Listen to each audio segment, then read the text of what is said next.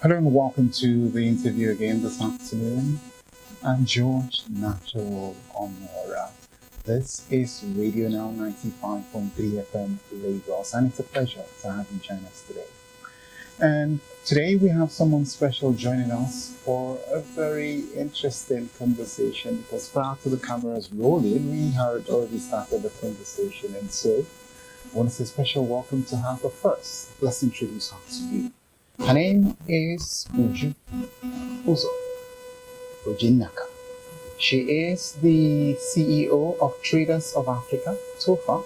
She has made a remarkable stride in promoting intra-African trade.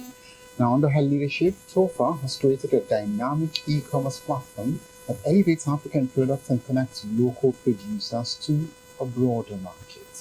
Well, pleasure to have you this afternoon. Thanks for having me. Awesome. Anyways, welcome once again. I'm curious. Let's begin by getting to know you more. And Thank you. For a bit I was taken aback because this is a question that people ask, but in different dimension. Maybe they ask specifically why did you create so far and why, but what drives what I do generally is the desire to be spoken about when I do things. I need when I'm no longer here, people will still remember. I think for me, that's what makes it worthwhile that I do. it's interesting that you actually would say that, right? Because if you look at what you do, and I did go through your website for a bit, and I found that the work you do is quite interesting, right? Because you're basically trying to connect traders across Africa and give them more opportunities and whatnot. Correct me if I'm wrong, by the way. Yeah. Absolutely. So I'm really curious. Beyond your legacy that you're looking to build, were there personal experiences that you went through that you decided, oh, well, this is the one thing that I need to do to build this legacy that I actually am looking to leave? Yes, actually, because I know that 10 years ago, I probably didn't think about Traders of Africa as a business or as a venture to go in. So I think it all started with groundnuts, Yeah. right? So 8 years ago, while working in our family business, where we were importing construction finishing products from China and pretty much everywhere in the world, we had invoices to settle. Prior to then, so let's go back like a year before,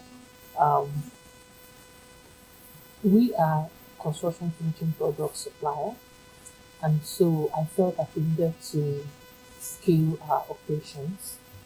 And prior to doing that, I felt I personally also needed to broaden my mindset to possibilities.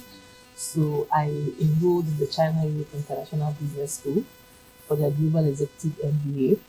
By the way, I'm the class president of the Zurich Gamba 2016. Oh, that's awesome. Yeah. So while in class was when the Nigerian government placed FX control.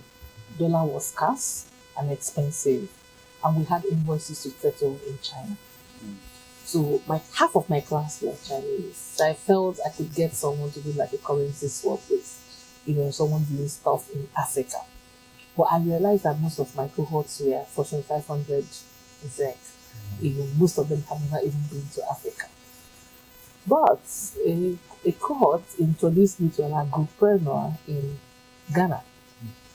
So my program is such that we take our modules in different parts of the world. So every other month, we're traveling to one part of the world or the other. For the African part of the module, we typically take it in Ghana, in the campus in Ghana. So on one of these times, I met the entrepreneur, spoke with her, and she wanted granules because she had customers who wanted granules. She told me that she could help me get US dollars to offset my invoices in China if I could work with her to get products from Nigeria to satisfy her customers. So I saw it as a match made in heaven. In fact, she said she was going to share profit with me. And mind you, I was just interested in getting good FX to solve my problem. So I quickly worked with one of my other cohorts that's from the north and got samples, delivered it to them in Ghana. They liked it, approved, and they wanted to place an order for 20 containers of granules, which would be about 4,000 metric tons, roughly about 400 metric tons, which would be about 4,100 kg bags. I just wanted you to understand the volume of what they wanted. And they said if we could put everything together in a warehouse in Lagos, they could come, look at it, and then pay us. And in fact, they could even help pay in China if that's where we wanted money. So I was quite excited about it. With a friend of mine from the north, also in my class, we put together a team and asked them to look for where these things are. We had Naira, we could make the payments and all of that. They came back because they couldn't also find somewhere to have that volume of product to give to us. What they asked is that we give them cash and then they will go to one market after the other to buy whatever quantity they will see in the local market and all of that. And in my head, I'm thinking, okay, go to market one, we see 10 bags, we buy it. And I was thinking, how long it was going to take us to get 4,000? And then, that's not my business. My business is construction finishing, right? I just wanted to do this to an end. To solve a problem. Exactly. So to cut a short story shorter, we lost that deal. Yes, because the buyers sorted themselves out from another African country. And a few days down the line, I woke up in the middle of the night. You see, I'm faith driven, and I do not know why I woke up that late. And I woke up with fever. You know how you wake up and you saw my whole body was hot, and the only thing in my mind is, how could this happen? How is it that the one avenue I found to solve my problem of accessing FX, I'm unable to get it? Okay, and then how will I ameliorate this? Because if I, Uju, who is in Nigeria, couldn't find these products to buy in Nigeria or even in the Republic, for instance, how are the Chinese, the Indians, other people who need these products finding it? And I am so convinced that there are people who have these products in certain parts of the country looking for buyers. And maybe because at that time in class, in China International Business School, we really discussed the case of Alibaba and Jack Ma. And how he started and the frustration he felt when he couldn't find Chinese beer on the internet. Okay, which was the reason why he started the Alibaba. That's interesting. So that night, the only person that came to my mind was Mr. Jack Ma, because I felt the frustration he felt when he couldn't find Chinese beer on the internet. And that night, I decided to build that platform he built, because, like he will always say, if not me, who? So the frustration drove you to find a solution. Yeah. Interesting, remarkable story, And a lot of Africans, and not just Africans, but particularly Nigerians, are facing similar challenges as well, right? And I'm hoping particularly that, they'll also wake up one day and decide to build a solution to that threat. But let's zero in back to you and what you do. Now, you've somewhat identified or answered my next question, but I'm still going to ask it in case there's another thing you'd like to add to it as well, right? Now, I basically have a question here that says, looking back, what was the most defining moment for you? Or should I say the biggest risk you actually took that truly set you on the path of entrepreneurship? Because a lot of people say that entrepreneurship is about risk-taking, right? So for you, what was it? Let me be honest with you. I think that the way I think the Lord calls pastors and priests, and I listen times because my daughter wants to be a medical doctor, right? And I think the way the Lord calls doctors, because if you're not called, you can't do any of those things. I think entrepreneurship is also a calling. The reason why I say it's a calling is because really is the hardest thing I've ever had to do in my life. And this is pre even Tofa, you know, start trying to start off a toilet roll factory that didn't work, you know, and working in my family business, starting and growing it and getting it to where it was before I joined, I started Tofa as well. Grinding in Tofa, is not easy. The last 7 years has been, I don't know, something else, but my friend keeps saying, every day I hear this story and then you don't stop. And I keep expecting you to say that I'm not doing this again. And then something happens and you're off again and you're all over. And that's why I say it's a calling. Because in every dark cloud, you're looking for just one tiny silver lining to hold on and keep moving. No matter how small. No matter how small, it's enough. Even when it's not there, you hope it will come. It's interesting, the last thing you said, or something you said in between what you just said, because you said a lot, yeah. But I'm just going to pick up from there.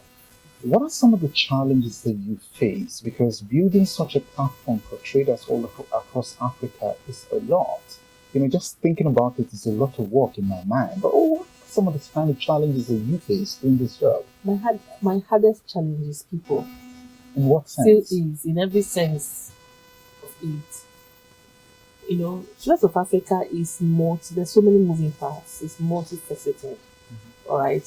So for the platform to work, there are the suppliers and there are the buyers. Sometimes, most times, there are the funders. Then there's Tofa. Okay. Sometimes insurance has to come in. Different things has to come in like that. So those people, there's this when I talk Tofa is a name, but the real Tofa are the people who work in Tofa, because they're the ones who make the company what it is. Challenging, getting the right people, getting them motivated as much as they can. You can't get someone motivated 100% all the time. So making sure that you have enough to keep the company going, even when there are down times in between. Finding ways to make people believe in a dream, even when to them it seems that this company is going down. Startup business in Africa, I say, is triple whammy. All odds are against you, and everything that would go wrong goes wrong. I just needed to see it from that point of view, and then having to navigate those things. And even for me, 7 years down the line, I don't think I even cracked it, because these days I'm learning to have very difficult conversations. Some things that some other people, maybe if you're calling them and they're not taking your because they don't want to have that conversation. I call to have those conversations because they need to be had. And for me, the kind of mindset I've grown is that I need to have those very difficult ones first and foremost and get them out of the way, so I can focus on the more important things. Interesting. So people is the most difficult thing I've had to having the right people. You have people who are very smart, who are everything, but are they the right fit for the position you put them? So we've had people come to Tofa for certain positions, and 6 months down the line, they're not doing anything, and we've had to move them around. Because I'm also faith driven in the last few years, I've also learned that yes, I'm faith driven, but this business is a business, right? It's not charity. So if people need to be held accountable, and for me to hold people accountable, I need to hold you accountable. So if I have to ask somebody to please resign because you're not creating value in the company, I have to have that conversation, even when I do not want to have that conversation, because Tofa is not a charity organization. Do you understand? So people, the suppliers that don't want to do the right thing. We don't know the right thing to do. And I always say, sometimes the right things or the ideal is El Dorado. Do you understand? It's over there. Probably not possible. But can you even have the conversation to say that I cannot give you this product, or I cannot give you this post, or this is not available? Rather than defrauding, if I use that word, and telling me, giving me what you're supposed to do, and then I get to find out later that that's not what it is. So the buyers who are, and when I say buyers, local, global, buyers that you give products to and getting your payments becomes a problem. And people owe you for months on end, knowing that money is not your money. Probably you borrow that money to fulfill that transaction. Most times people think that Africans are are the ones who do different people. No, I even found a lot of people from different. So there's no country that says that is the bedrock of all of that. No, every country have their own fair share of bad people. So you don't even know who you're dealing with. How do you verify who you're dealing with to be able to deal? So we try to be the first to show good faith, because one of the issues we realized when we created that platform was that trust is a big issue. So how do you solve for trust? Because of how can you solve for trust? Trust is earned, and so if a buyer is waiting for a supplier to earn his trust, and supplier is waiting for buyer to earn their trust, so supplier is saying, pay me and I supply you, and buyer is saying, no, I don't trust you, supply me and I pay you. That's where the trade breaks down, because so Tofa comes and is in between, and gives that trust to the supplier by giving you the money first, at the point when we are most comfortable, and giving you the product first, maybe asking you for a letter of credit as a buyer, and then giving you the product, so that you're able to bridge that gap. So essentially, you're basically saying the lack or the deficit of values in society affects your business and other businesses, as a matter of fact. Yes. Interestingly, failure tends to be considered as a stepping stone for success. It's That's failure. Now, Yeah. a lot of people consider it as a stepping stone for success, right? I'm curious, in the course of your journey through the murky waters of entrepreneurship, I wonder, have you had episodes of failures that actually you can say, oh, well, at this point, I don't want to continue anymore, And what did you learn from it? Are you talking Tofa or No, it's okay. You journey? can actually go through any of the other entrepreneurial Tofa, endeavors. But in all of this, for Tofa, for instance, I haven't gotten to the part where I say I cannot go on. The day I get to that point is the day I start shutting down, or start looking for a way to Hopefully you will exit. not. I don't think I will, because what has hit me, when I share with people, you're still working, so much. Starting from the first time, let me even just give you one snippet so that you understand. And I've also made my own fair share of mistakes, to be honest, and because those conversations need to be had. The mistakes that we make, most times we think we haven't made mistakes and bad things just happen to us. No, bad things don't just happen. Sometimes they don't just happen. Sometimes they do, but sometimes we also cause it. Maybe one little thing you did or didn't do, so it happens. So let me even give you one. When I wanted Tofa to be Pan-African from the get-go, so from day one, I wasn't building a Nigerian company. I was building an African company. From there, I think business school taught me that, because I needed to look at the markets, and I know that if the market projection is African, then the market is huge. I'm talking 1.4 billion people, 1.5 billion people. If I'm talking Nigeria, I'm talking 200 million people. So I projected Tofa as a Pan-African company. And so from the get-go, we started in 5 African countries: Nigeria, Ghana, Kenya, Uganda, and Rwanda. Okay. And we recruited across these 5 African countries. And after our recruitment, prior to our launch... So you have physical presence in each of these countries? That was how we started at that time. Oh, okay. And we decided that we should bring everybody to a location, Nigeria, and discuss with them, bond with them, let them understand the vision of the company and what they will do. I have a faculty from CEIBS from my school work with me on that, to bring, and we paid flight tickets for everybody to assemble in Nigeria, in Lekki, and they were there for 3 days or so. Had workshops, good time, and all of that, and then everybody went back. The idea is that now that you understand where the company where the company is going and what the company intends to achieve and where we are in Africa, you go back, the things that you need to bring forth from your country, how we are going to do it, and let's move to work. By the end of that week, I didn't have any staff. What happened? Yes, because people went back and then they were making demands I didn't understand. Maybe it was a mistake bringing them because maybe they thought There's a lot a lot of money. And I kept saying, you this got is them a to let startup you- company. This is a startup company. Mm. There is even no money. Mhm. We're trying. The reason it's something that we had to do because we wanted everybody to be together and understand the same thing.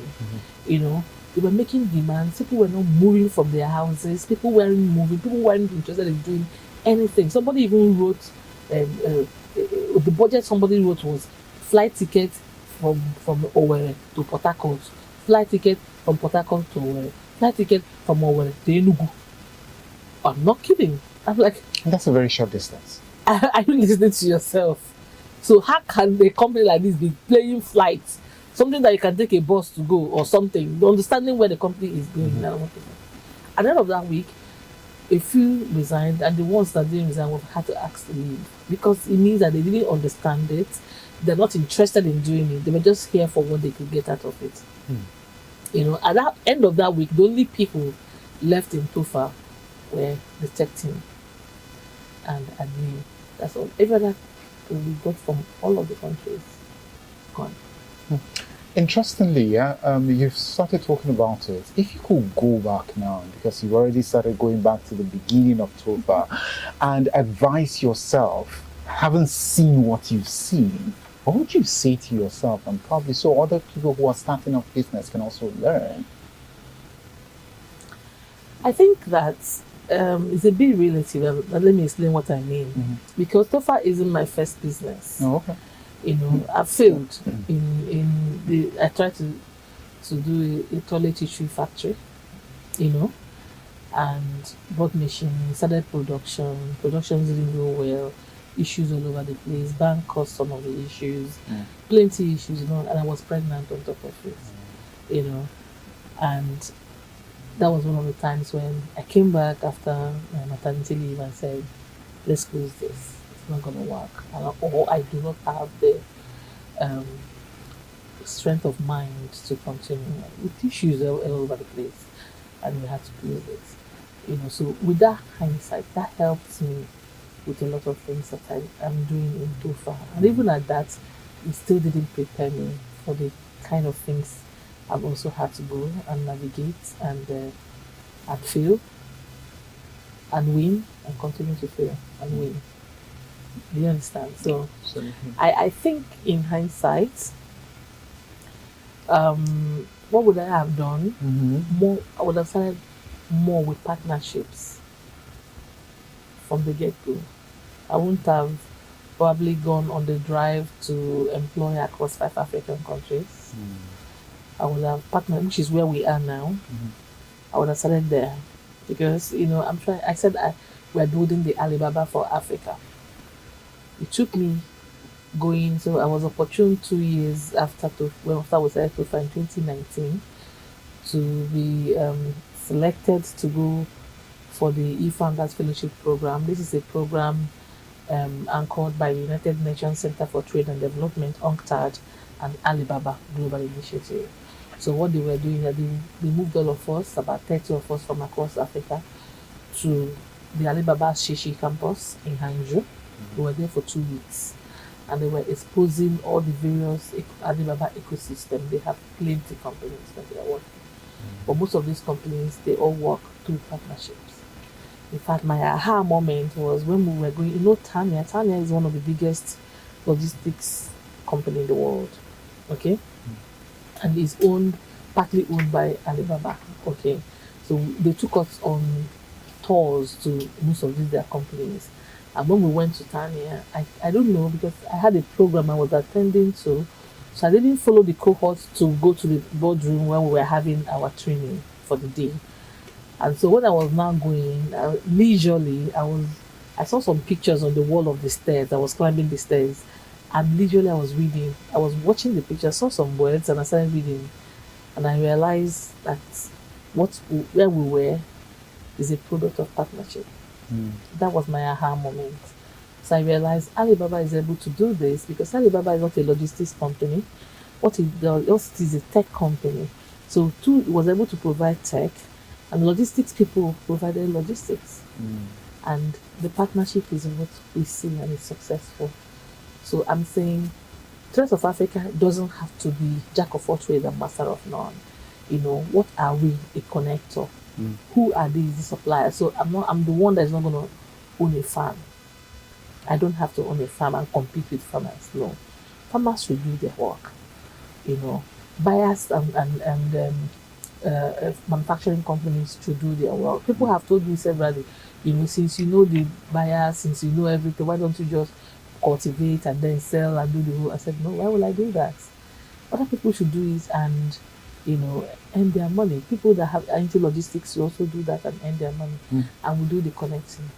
Now, as we round off, this is literally going to be my very last question. For those who want to leverage your platform, Traders of Africa, how will they go about it, or how do they do that?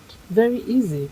Tradersofafrica.com, and then you go to Marketplace, and you're able to be a supplier or a buyer or both. Incidentally, we just signed a partnership with AliExpress. So we're AliExpress in Nigeria. Oh. Okay, so Nigerians, Africans could buy AliExpress products through Traders of Africa and pay in local currency. We're also in partnership with different payment platforms to be able to collect payments. There's MTN Momo, there's Flutterwave, and all of the guys. And so any product whatsoever? Yeah, from AliExpress, you could get there. And if you are having issues, there's a bot there. Put down your questions, it will be answered immediately in another place. And it's delivered door to door. And deliveries coming out of China is free. So you don't have to worry, how is customs clearance, how is everything? No. Within 2 weeks, it can be delivered to you. Interesting. Yes. So if I want to buy something from AliExpress, I just come to your platform and then... Yes. Sounds really interesting. It is. Really interesting. Okay, I'm going to give it a second look. Well, when you looked at it, you saw some things with AliExpress logo. Yeah. So when it's not only AliExpress logo, if you look through, you also see some logos. These are other platforms that are also, because Tofa is building the hub of hubs. The other platforms that are there, what they are doing is their products that you can buy and pay, and then it will be delivered to you and all of that. We are working massively through partnerships. So we are open for partner. If you think there's anything we can do with Tofa, let's know. And then we can, so long as it's on the trade line, we are open for business. And incidentally, because we know that, marketplaces is fired by logistics. Without logistics, marketplaces and e-commerce is not efficient. And we've seen how fragmented the logistics ecosystem in Africa is. So we're building what we call the hub of hubs, the Amadeus for African logistics. What we're doing is putting every logistics company in Africa in that hub. It's called Quick Logistics Hub. Okay, it's up, but we haven't opened it officially. Okay. We're integrating and all of that. So what Quick Logistics is doing, I just wanted to think of something. So you're here, you want to buy something from South Africa. You see what you want to buy from another, whatever platform, and you've paid maybe, but it's there, and how do you bring it? So you can go to that platform and say, pick up this location, put the address, deliver this location, put the address. The platform will tell you how it will move the routes, tell you the people who will provide the services for each of the sectors and the price. And then at the end and you choose who you want. Of course, you see reviews, you choose who you want, and at the end of the time, you see the total, you pay, everybody gets notified of what they need to do. It is done and it's brought to your house, and you can track and do all of that.